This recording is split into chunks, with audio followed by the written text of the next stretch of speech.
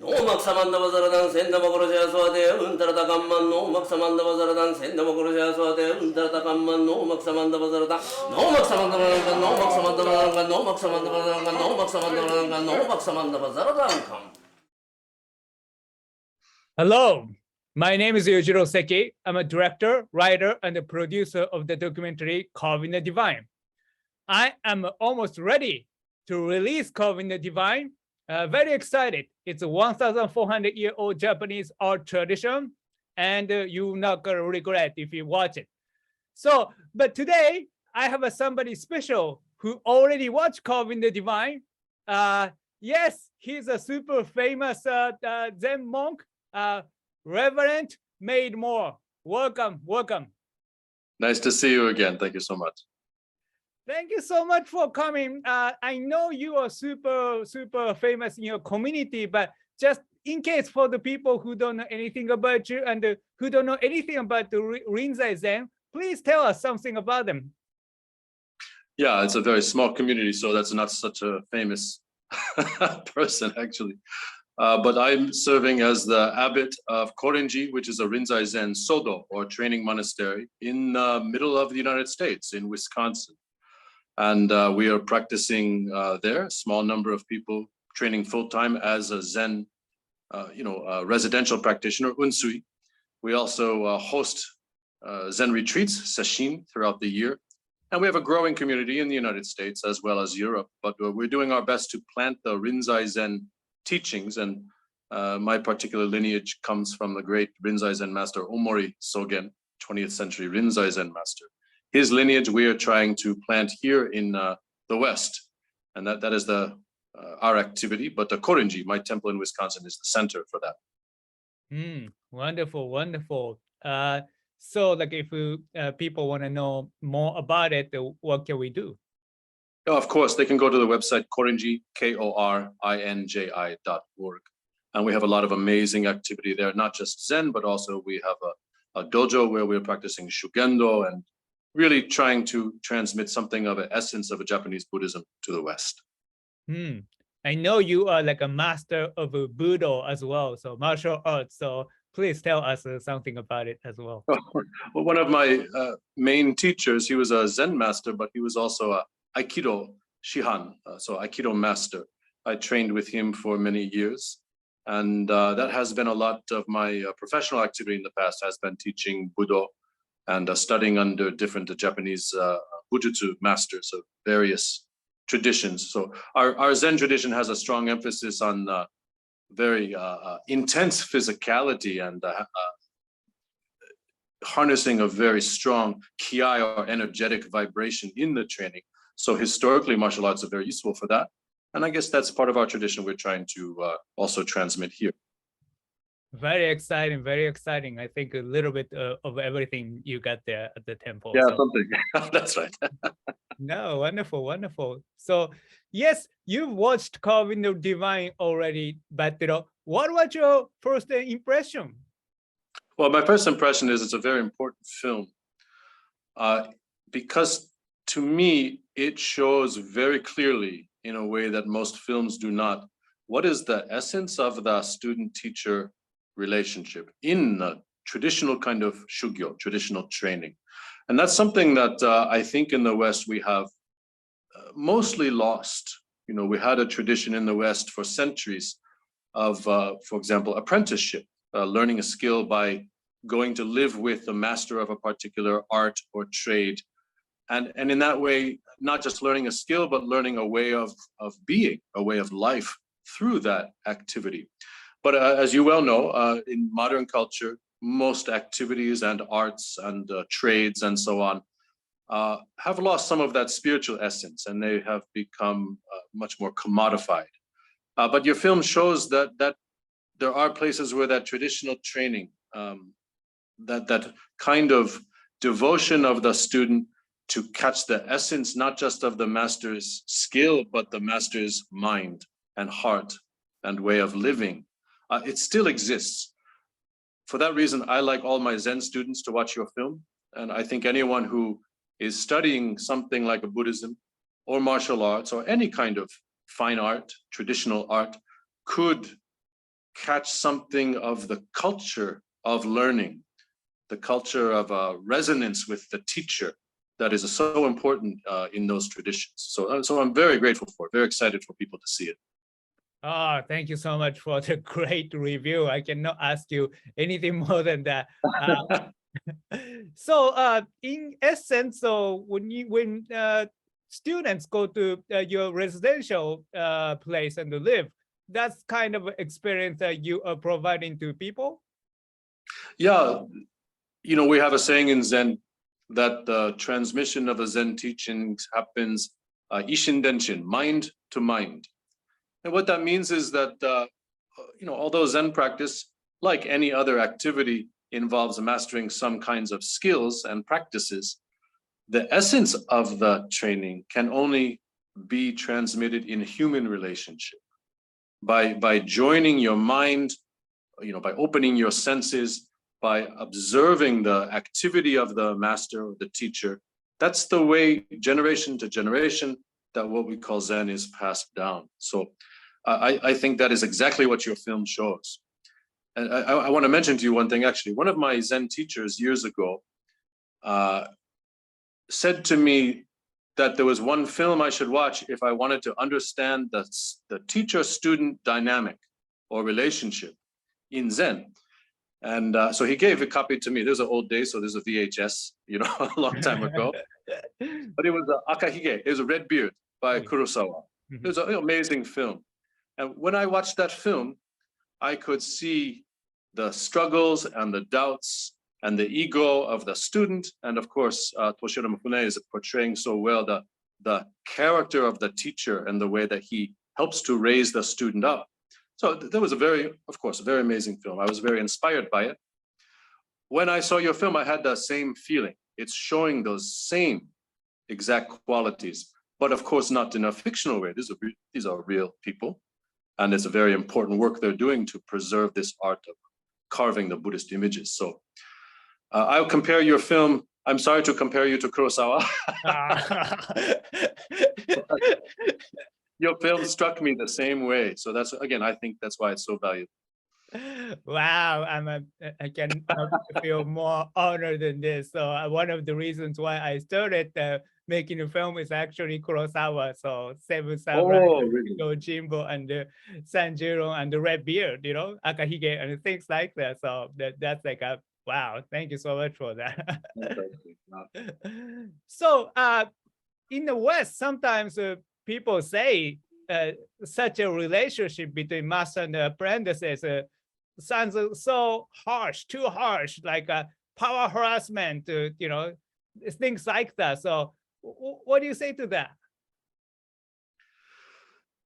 It's easy to misinterpret that kind of relationship or activity. And it's also easy for it to go in a strange direction if the motivation of the teacher and the student are not pure. But if there's a pure motivation and the sincerity is there, you know, teacher-student relationship is just a human relationship. So like any human relationship, we should have honesty, we should have good communication, we should have devotion to each other.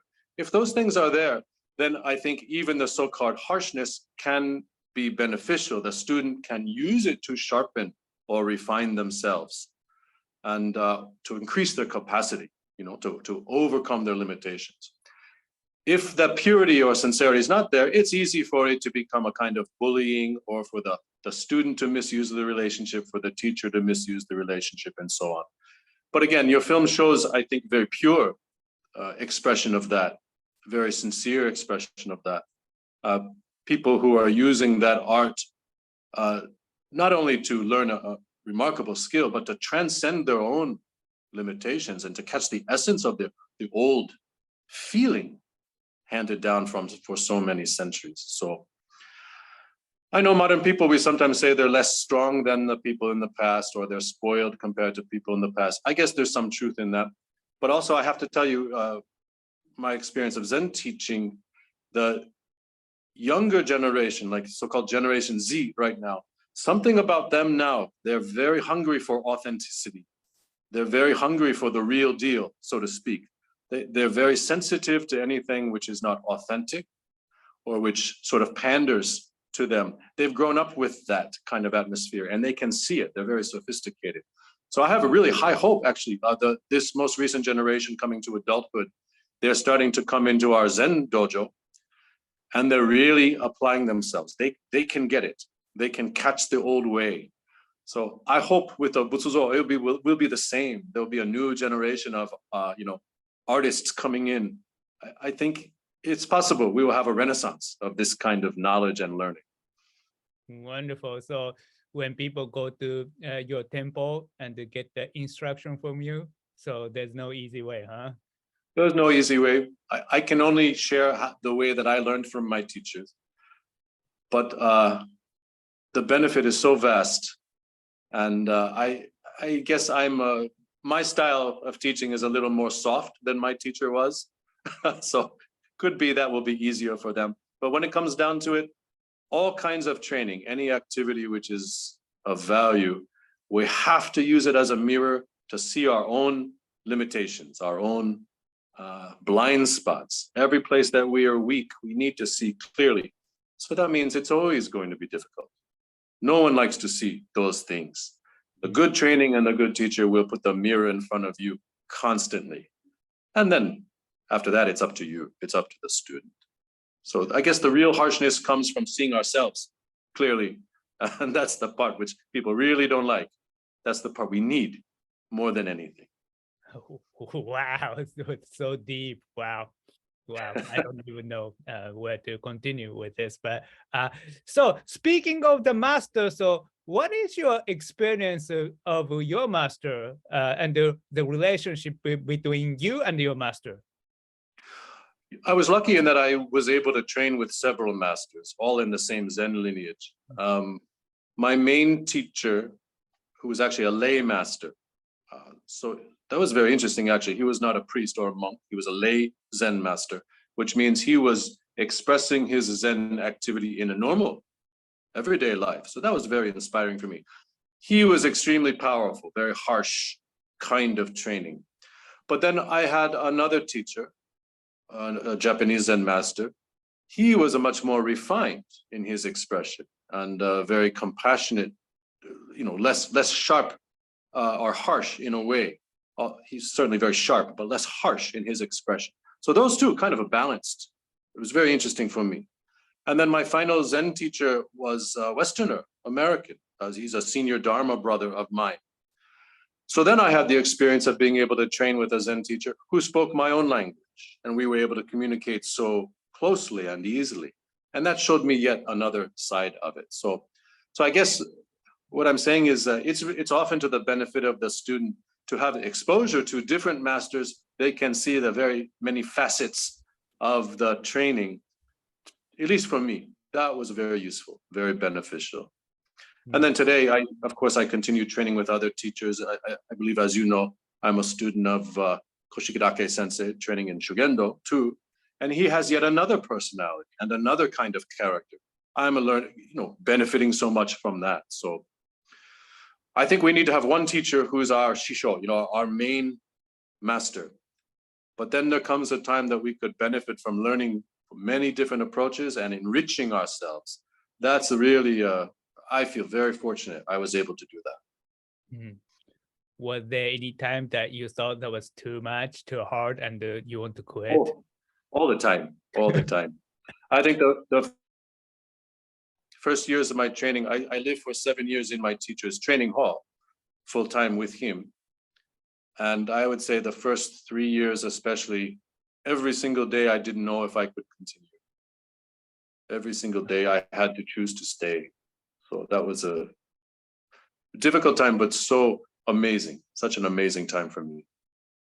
Wow, somebody as mentally tough as you are, I want to make a leave. That must be so hard, so harsh. Well, I wasn't mentally tough, and I hated that about myself. I could see clearly what I could not do well. I guess my desire to improve was greater than my desire to leave, but not by much. It was very close sometimes. So at that time, you didn't understand why that was so hard, or you understood it, or maybe you understood it or appreciate it later? So how was that? How was it? That's hard, right? Because coming from my background, I didn't have any familiarity with that kind of training. Later on, of course, I could see more clearly. Still, I'm seeing more clearly from time to time why my teachers said or did what they did. I'm still understanding more and more as time goes on. But I guess when I was young, you know, our generation, my generation growing up, when I did in the United States, Star Wars was a big influence. You know, I wanted to find my Yoda. I wanted to find my master who would help me to understand life, you know. And at that time also in the 70s and 80s, of course, the Japanese culture and, you know, Japanese economy was growing amazing way. And Japanese culture was very influential in American movies and media and so on. So when I had the chance to study meditation and martial arts under a Japanese master, that was like finding my Yoda. I guess I had the mind already in my generation, many of us did, to seek some kind of teacher, some kind of mentor figure. That was something that was in all the movies that we were watching and all the books we were reading. So even though, I guess what I'm saying, even though culturally I didn't have such many tools to understand that kind of relationship, many people in my generation, we wanted it. We wanted to find something like that. And I was fortunate. I found the amazing teachers and happened to be from Japan. So that was set the course of my life's path just by chance. Mm-hmm. Nice. I don't know if that makes sense. No, it makes sense. Makes sense. Great. So how do Zen students can understand Zen better by watching Carving the Divine? I know you mentioned that a little bit, but please tell us.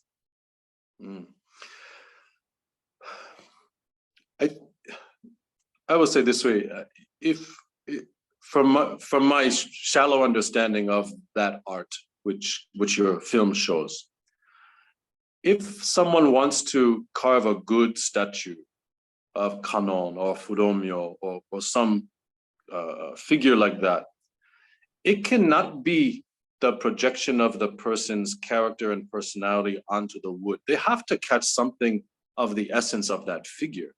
So in a sense, they have to become Kanon. They have to become Fudomyo in some way, if the statue will have the real life. And I think that ability to negate yourself, cut through yourself, that's what we learn from the teacher, whether it's Zen or carving Buddhist statues or doing shodo or any kind of fine art like that. The art has to be something that cuts through us. We completely negate our egoistic self.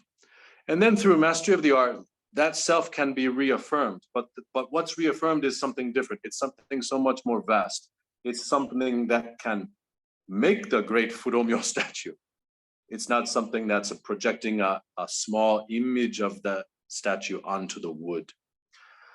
I don't know if that's a clear way to say it, but the training of any kind, I think, has to cause us to completely let go of and completely cut through the small person who first begins the practice.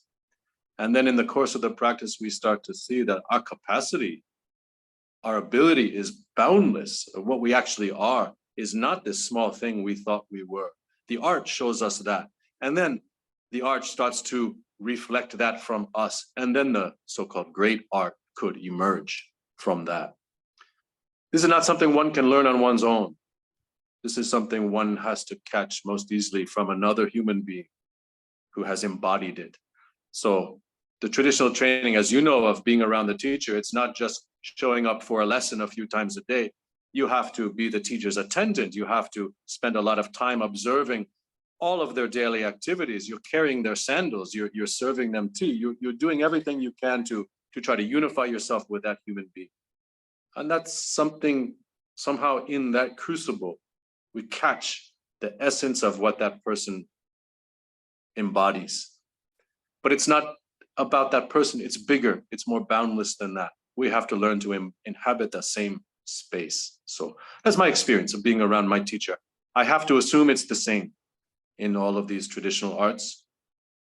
But again, this is what we call the mind-to-mind transmission, the transmission of this, not just the skill, but the essence of the art, the principle of the art, through the human being to another human being, generation to generation. It's so beautiful, so amazing, right? So precious. Wow. Yes. And it cannot be learned by only going to school or reading a book. Yeah, not at all, not at all. Because it's not just a skill, it's a way of being.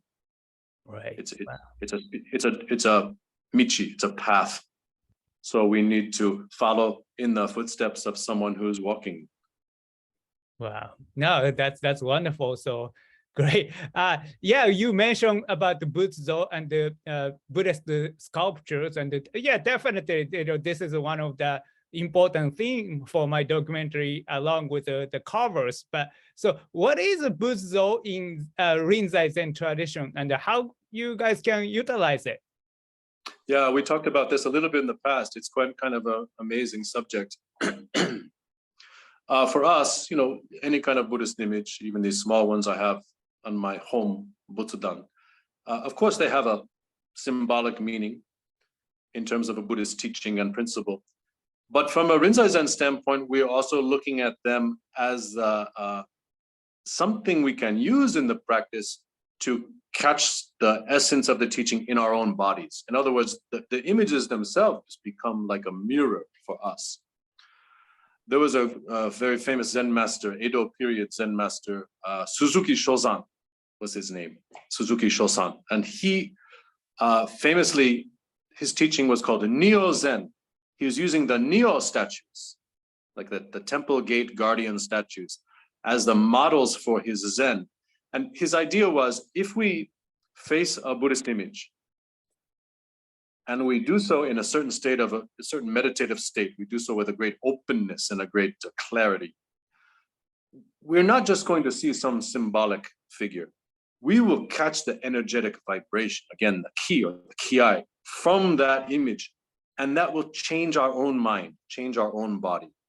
So that means if I sit in front of a statue of Fudomyo, and my condition is correct, the image is a good image, I could start to experience in my own body and mind, in the state of a meditative absorption, what the meaning of Fudo is. In other words, again, my own mind stream becomes somehow joined with the Fudo. I become Fudo.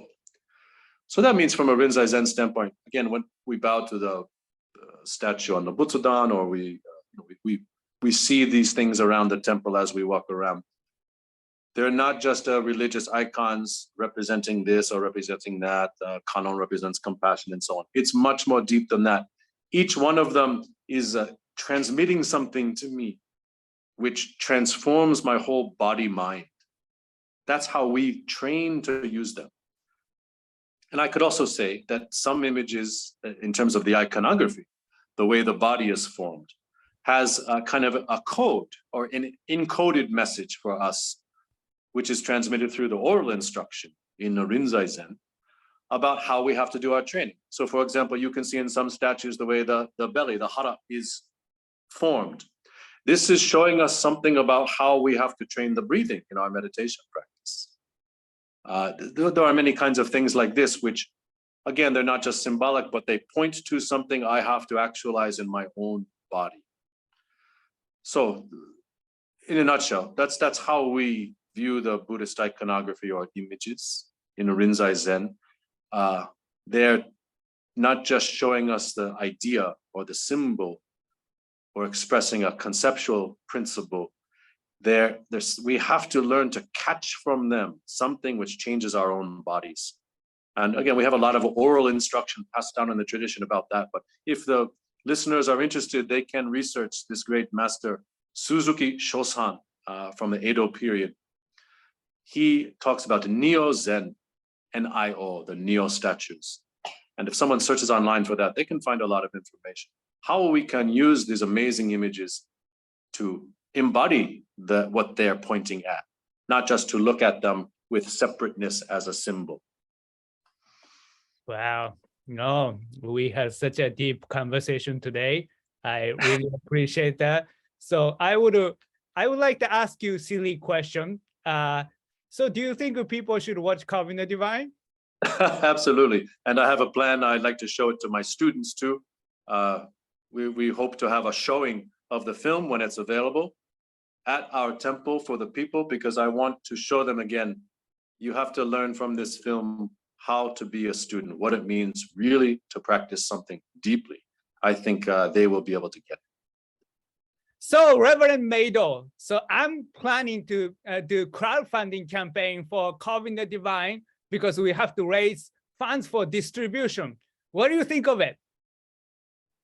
I think that everyone should watch this film and everyone should contribute to your campaign because it's truly a gift to the world. This film will show you what it means truly to learn amazing discipline, amazing art under a mentor, under a master. It's a tradition of learning which Japanese culture has preserved. And I think it's a great, again, gift to the world if people can understand this more deeply. So please contribute, please watch the film, and let's get Carving the Divine out there to as many people as we can. Wow, I'm speechless, so thank you so much.